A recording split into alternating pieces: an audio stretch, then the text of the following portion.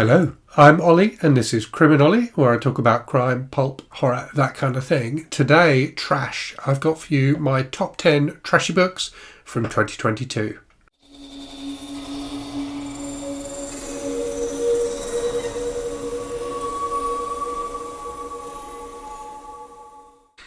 So these are trashy books I read in 2022 rather than trashy books that were published in 2022.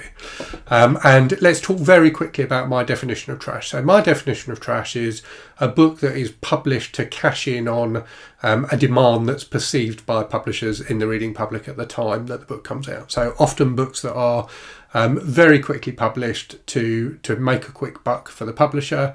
My labelling of them as trash in no way is a criticism of the books or judgment of the quality of the books. I absolutely love books like this.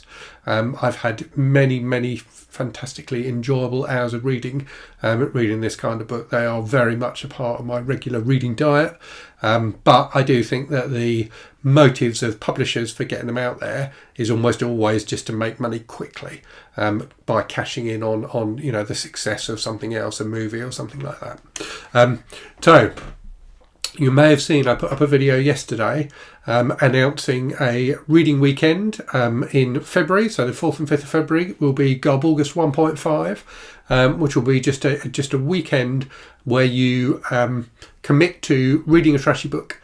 And that is to prepare people for the wonder of the return of the greatest reading event in the history of BookTube, Garbulgus. So Garbulgus ran in 2022. It will run again in August of 2023.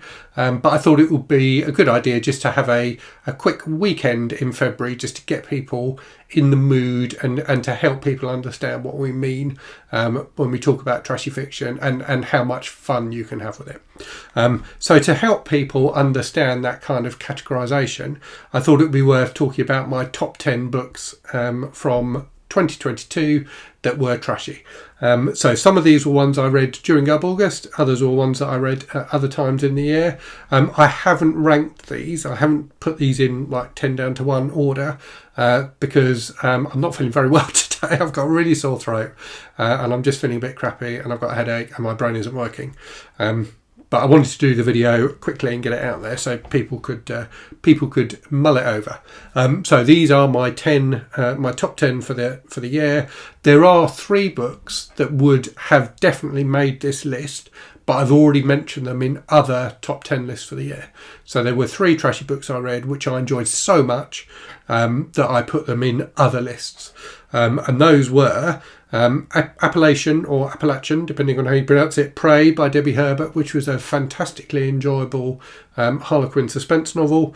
The Survivalist series by Jerry Ahern, which I'm still reading through, which is an excellent post-apocalyptic men's adventure series. And the Omen series of books by various authors. So the first one is by David Seltzer, who also wrote the screenplay for The Omen. But then there were subsequent novelizations of The Omen 2 and Omen 3. And then the publishers, because these books were selling, got someone to write Omens 4 and 5 as well, despite the fact that those movies didn't exist. Again, really enjoyable kind of demonic horror. I had a great time with those books. But yeah, so those 3 are not in this list, but would have been otherwise. Okay, so here is the list, as I say, in no particular order. So first up, I've cheated again, and I've got a series. So I've got the Edge series by George G. Gilman, which was a pseudonym for a British kind of pulp writer called Terry Harknett, who wrote all sorts of different things. So the Edge series is his series of books about a half Swedish, half Mexican loner in the Old West. They are incredibly brutal, so they definitely draw on the success of the kind of spaghetti westerns. The series started in the 70s and ran into the 80s. And there's about 50 books, I think, in the series. And Harknett also wrote another series about another character called Adam Steele, and there are some crossover books as well. Yeah, I'm just still having a great time with the Edge books. They're just really enjoyable westerns, but Edge is just such a complete bastard that they make them. He makes the books really fun to read. Next up, a horror novel, Bats by William W. Johnstone, which I read fairly recently, which was incredibly silly, but undeniably enjoyable. So a book about a a small town in the States that gets attacked by giant, rabid, flesh-eating, mutant vampire bats. Oh, they're super intelligent as well. That's the bats, not the book. So about the townspeople, including one guy who's like ex-CIA or something like that, who's got a complete arsenal.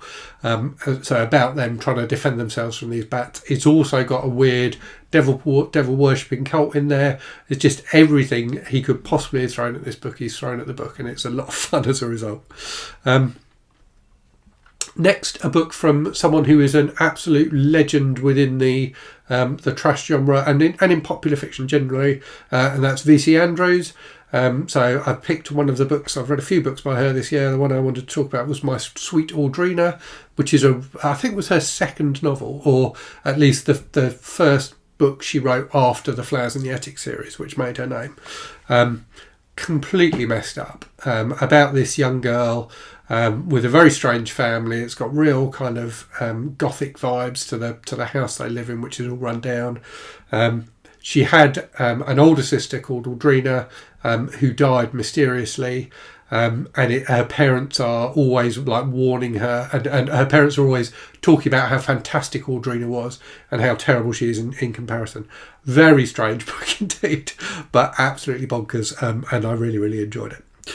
Next we have a Harlequin romance, so one of their NASCAR romances, Hitting the Brakes by Ken Casper. So this was just a perfectly crafted piece of popular entertainment. So it's set around the world of NASCAR, features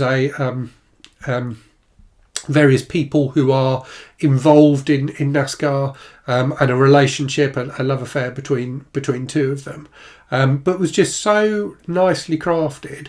Had a bit of everything, a bit of suspense in terms of, who's going to win the races and things like that. The romance was very well handled, bit of humour, just a really enjoyable quick read. Next, something completely different, Shark Fighter by Nicholas Brady. So this is a book that is, to be fair, not quite as good as its concept. So the concept is that this guy who's a shark hunter gets paid, I think it's $1 million, to fight two sharks in a swimming pool, and that fight will be televised. That's just such an amazing concept. So Nicholas Brady is a pseudonym for a guy called Len Levinson, who was a really prolific pulp writer. He wrote all sorts of different things. But yeah, this is it's not quite as good as it sounds. It does go on a little bit, despite being short. And there's a whole kind of revolution subplot set on like a Caribbean island, and there's a subplot about a revolution which was a bit weird and didn't really work. I was more there for the shark action. Next up, another horror novel and another bonkers novel. So this is The Searing by John Coyne, which is a book, again, about a small town in the States that gets plighted with a number of deaths of children, but also a plague of the female, so the women in the town experiencing spontaneous orgasms for no apparent reason. So that's what the book's about, and it was very strange, but really quite enjoyable. Next up, another book from a long-running series. So I've only read a couple of books in this series, but I've really enjoyed both of them. So this was Long Arm and the French Actress by Tabor Evans. So there were literally hundreds of books in the Long Arm series. Tabor Evans is the name that's on the cover of them, but they were written by various people. Long Arm is a kind of sheriff in the Old West. The books are more akin to kind of detective novels, so it's more like a TV cop show kind of a vibe to it, but set in the Old West rather than a Western. In this one, he has to escort a French actress, Sarah Bernhardt, who has come to the US to tour, and there are various people who are opposed to her, both in terms of like common decency and things like that, but there's also a whole kind of subplot about this group of like anti-Semitic terrorists, basically, who are trying to kill her. So just really enjoyable, but also, as well as being quite a fun kind of cop thriller, some nice Western vibes, and also loads of sex, which is always entertaining. Next, we have a movie novelisation, Squirm by Richard Curtis. So based on a movie from the 70s about mutant killer worms rampaging through a small town. I mean, that's all you need to know, really, isn't it? These worms get mutated by electricity and become carnivorous, flesh-eating monsters, and rampage through the town and eat lots of people. It was fun. Next, probably a better-known book, possibly the best-known book on the list, Hollywood Wives by Jackie Collins. So Collins, obviously, an absolute, like V.C. Andrews, a really huge name in popular fiction. Hollywood Wives, one of her books, and the first in a series about goings on in Hollywood, so about a group of women in Hollywood and their husbands and boyfriends and things like that. This book just had everything in it. There's a serial killer, there's incest, there's loads of very bizarre sex scenes, including one where two people get locked together and have to go to the emergency room. Just everything. Loads of drugs, loads of sex, loads of rich people. Fantastic. I loved it. And then the final book is one that I did really enjoy, but also put on here to show that trashy books don't have to be fiction. So all the books I've talked about so far have been novels. The final book I want to talk about is The Happy Hooker by Xaviera Hollander. So a very famous book from the 70s, written by a woman who had been a prostitute and had become a madam, who was involved in some kind of political scandal, and became very famous as a result of the court case that was related to that, and then made a ton of money by selling her story to various newspapers and things like that, and by writing this and subsequent books as well. So she became kind of a household name for a while and did like the chat show circuit and things like that. So this book is about her life, her childhood, her upbringing, at the time she spent in South Africa. So she was Dutch but spent a lot of time in South Africa, and about her business. So about how she went about setting up a brothel, her rules for running a brothel. A fascinating book. I mean, it does go on a lot, and there's a lot of strange sex in it, which you may find a little bit distasteful at times. But a really interesting book nevertheless, and 100% trash. So, hope you enjoyed that. I'm going to forego grabbing around a book from the shelves today because my voice is going.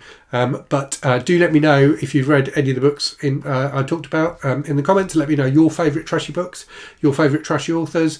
Hopefully you will be able to take part in the Garb August 1.5 weekend in February. Look forward to reading some trash with you then. But until then, or until my next video, which will probably be tomorrow, thank you very much for watching. Hope you're safe and well out there. Hope you're really good stuff, and I'll speak to you again very soon. Cheerio.